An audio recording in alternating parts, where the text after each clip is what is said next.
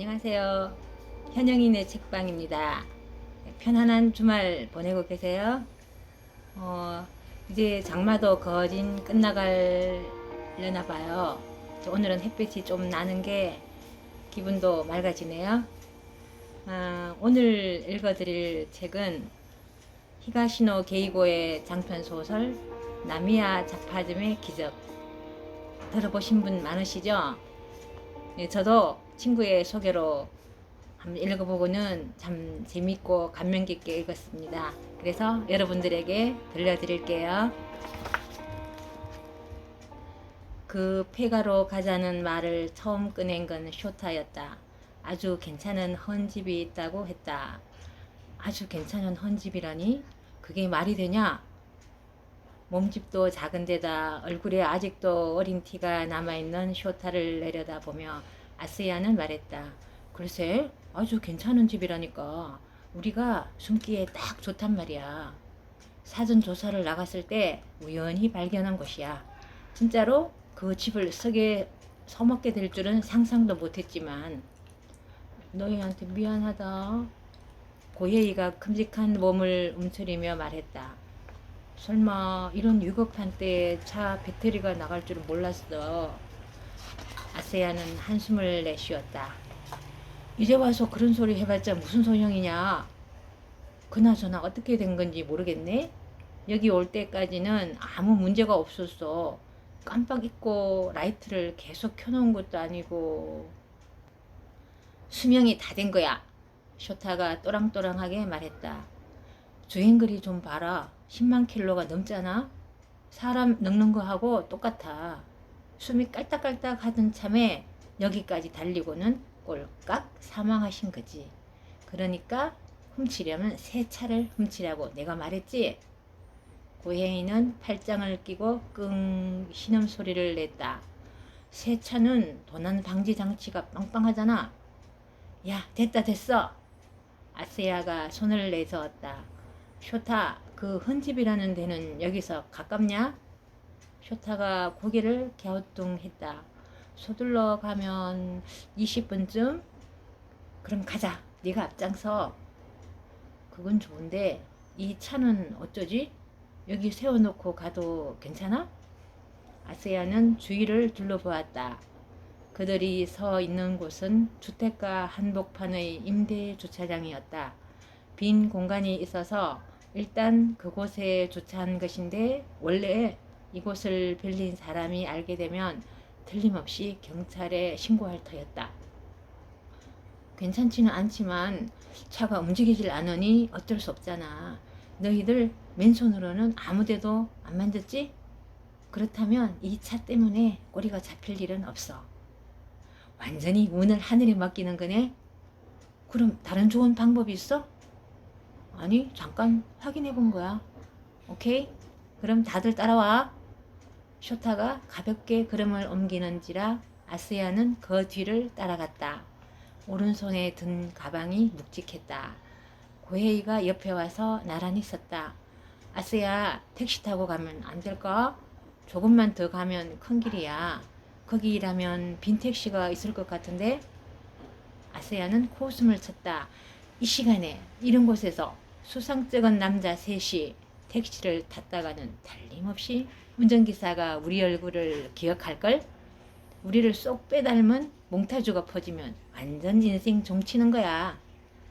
택시기사가 우리 얼굴을 그렇게 찬찬히 볼까? 찬찬히 보는 사람이면 어쩔 건데 찬찬히도 아니고 흘끗 쳐다보고도 얼굴을 기억해버리는 재주가 있는 사람이면 어쩔 거냐고. 고혜인은 그만 입을 꾹 다물고 걸어가다가 작은 소리로 사과했다. 미안해. 됐어. 아무 말 말고 가기나 해. 약간 높은 지대의 주택가를 세 사람은 걸어갔다. 시각은 오전 2시를 조금 넘어선 참이었다. 비슷비슷한 모양새의 집들이 널어서 있었지만 불 켜진 창문은 거의 없었다. 하지만 방심할 수는 없었다.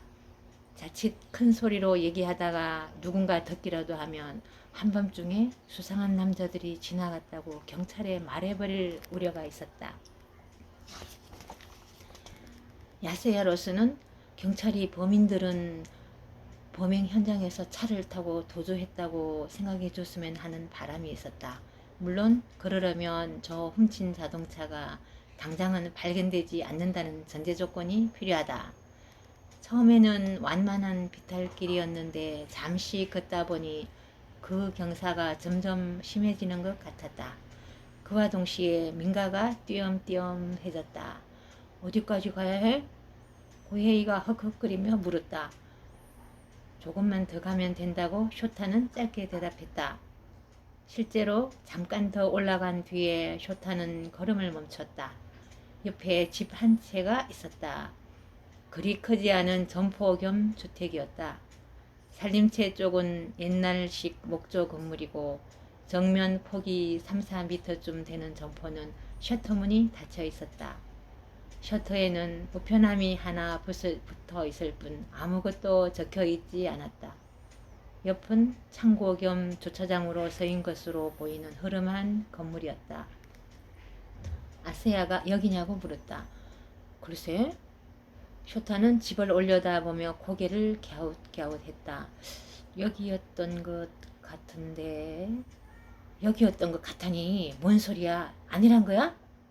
아니 여기 맞아. 근데 어쩐지 지난번에 왔을 때하고 느낌이 좀 달라. 훨씬 더 새 집이었던 것 같은데. 그때는 낮에 왔겠지. 그래서 그런 거 아니야? 뭐 그럴 수도 있겠다.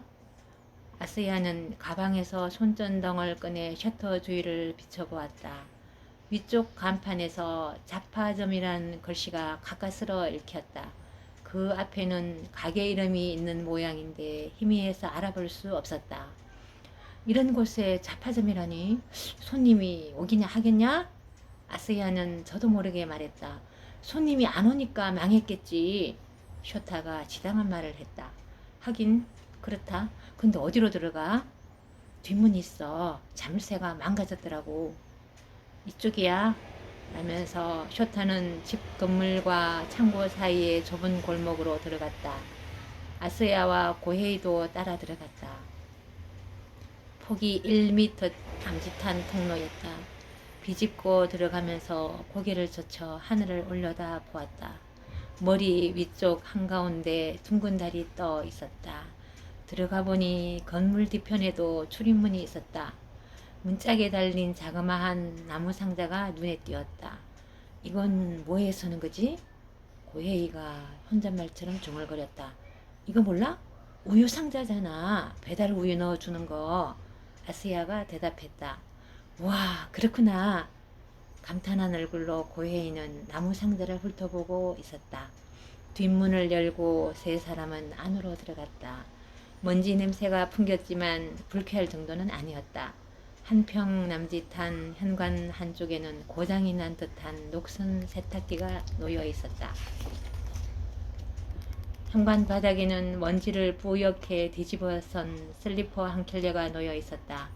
그것을 뛰어넘어 세 사람은 신발을 신은 채 안으로 들어갔다. 바로 앞이 주방이었다. 바닥에는 마루가 깔렸고 창가에 싱크대와 가스레인지가 나란히 이어졌다. 그 옆으로 투더 냉장고, 주방 한가운데는 식탁과 의자가 있었다. 고혜이가 냉장고를 열어보더니 못마땅한 듯 말했다. 아무것도 없네. 야, 당연하지. 쇼타가 입을 뾰족이 내밀며 나무랐다. 그보다 뭔가 들어있으면 어쩔 건데? 먹기라도 할래? 아니, 난 그냥 아무것도 없다고 말한 것 뿐이야. 옆은 안방이었다. 서랍장과 불단이 남아 있었다. 구석에는 방석이 사여 있었다. 붙박이 장이 있었지만 굳이 열어볼 마음은 나지 않았다. 안방 건너편이 가게였다. 아세야는 가게 쪽을 손전등으로 비춰보았다. 상품 진열장에 아주 조금이지만 물건이 남아 있었다. 문구류, 주방용품, 청소도구, 대충 그 정도였다. 오와우, 빙고. 불단 서랍을 살펴보던 쇼타가 말했다. 양초가 있어. 이걸로 불빛은 확보했다. 양초 몇 개에 라이터로 불을 붙여 여기저기에 세웠다. 그것만으로도 집 안이 제법 환해졌다. 아세아는 손전등을 껐다. 고해이가 휴 숨을 내쉬며 바닥에 들썩 주저앉았다. 이제는 날 새기만 기다리면 되겠네. 아세아는 휴대폰을 꺼내 시각을 확인했다. 오전 2시 30분을 살짝 넘어선 참이었다. 이런 것도 있어. 불단의 맨 밑 서랍에서 쇼타가 잡지 같은 것을 꺼내 들었다. 해묵은 주간지 모양이다. 어디 좀 보자. 아세아가 손을 내밀었다. 먼지를 털어내고 다시 한번 표지를 살펴보았다. 탤런트인가? 젊은 여자가 활짝 웃고 있는 사진이었다. 어쩐지 낯익은 얼굴이다 싶어서 찬찬히 들여다보니 생각이 났다. 어머니 역할로 텔레비전 드라마에 자주 나오는 여배우다. 지금 나이가 60대 중반쯤일 것이다. 주간지를 뒤집어 발행일자를 확인했다. 40여 년 전 날짜가 찍혀 있었다. 두 사람에게 말해주었더니 눈이 휘둥그레졌다. 우와, 굉장하네. 40년 전에는 어떤 일들이 있었지? 쇼타가 둥그랗게 입을 벌리며 말했다. 아스야는 주간지 책장을 넘겨보았다. 전체적인 짜임새는 요즘 주간지와 별반 다르지 않았다. 화장지와 세제를 사재기 하는 바람에 슈퍼마켓이 대혼란.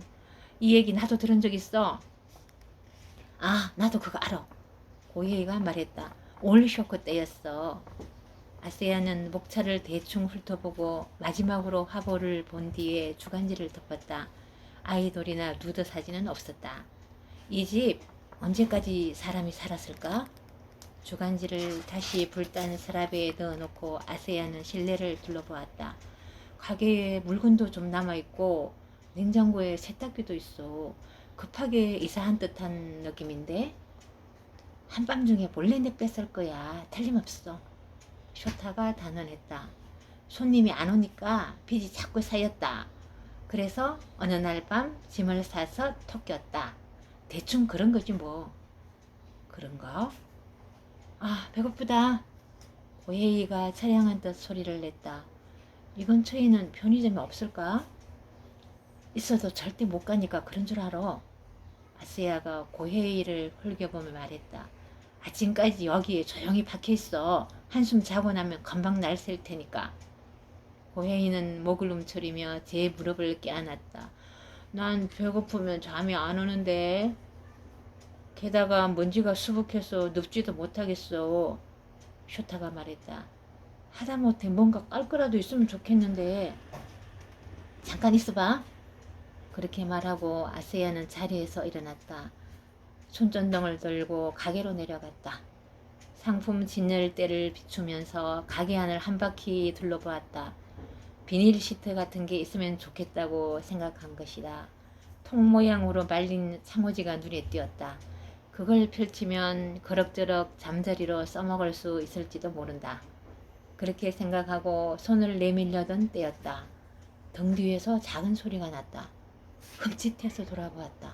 뭔가 하얀 것이 셔터 바로 앞의 종이 상자 속으로 툭 떨어지는 게 보였다.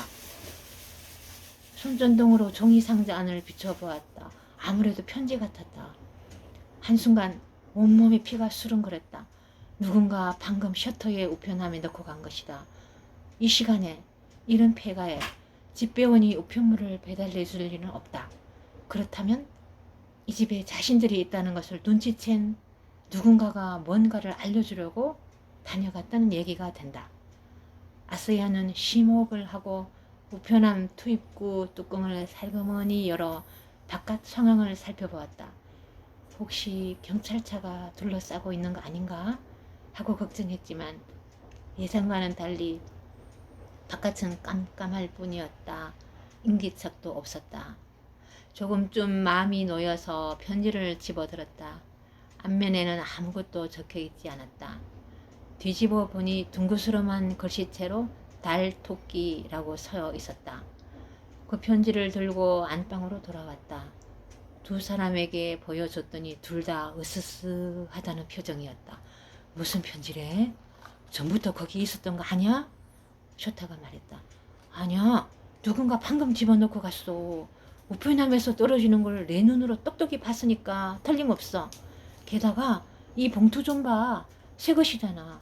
전부터 거기 있었던 봉투라면 이보다 훨씬 더 때를 탔겠지? 고혜이가 큼직한 몸을 잔뜩 웅크렸다. 그게 경찰인가? 나도 그런 생각을 했는데 그게 아닌 것 같아.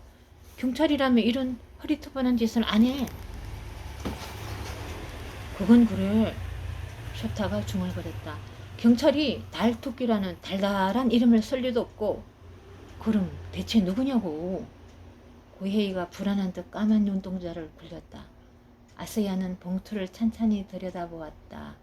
손에 느껴지는 감촉으로는 제법 두툼했다.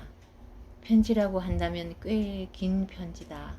이걸 우편함에 넣은 사람은 대체 우리에게 무엇을 전하려는 것인가? 아니야. 아스야는 고개를 저었다.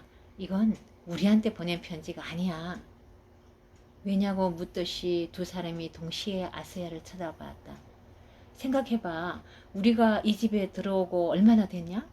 짤막한 메모라면 모르지만 이 정도로 두툼한 편지를 쓰려면 적어도 30분 이상은 걸릴 거라고. 응, 맞는 말이야. 쇼타가 고개를 끄덕였다. 근데 이게 꼭 편지라고 할 순 없잖아. 하긴 그렇지. 아스야는 다시 편지 봉투에 시선을 떨구었다. 날개에 풀칠을 해서 단단히 봉한 편지였다. 마음을 정하고 그 부분을 손끝으로 잡았다. 야, 뭐 하려고? 쇼타가 물었다. 뜯어봐야지. 편지를 읽어보는 게 가장 얘기가 빨라. 그래도 우리한테 온 편지가 아니잖아. 고예이가 말했다. 남의 편지를 마음대로 뜯어보는 건 안 좋은 일이야. 어쩔 수 없잖아. 받는 사람 이름도 없고. 아수야는 봉투를 뜯었다. 장갑을 낀 채 손가락을 넣어 편지지를 빼냈다.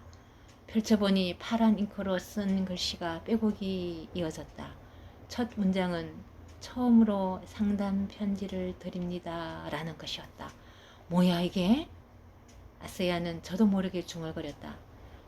고헤이와 쇼타가 옆에서 고개를 들이밀고 넘어다 보았다. 그것은 실로 기묘한 편지였다. 네, 오늘은 여기까지 하겠습니다. 예, 재밌으셨어요?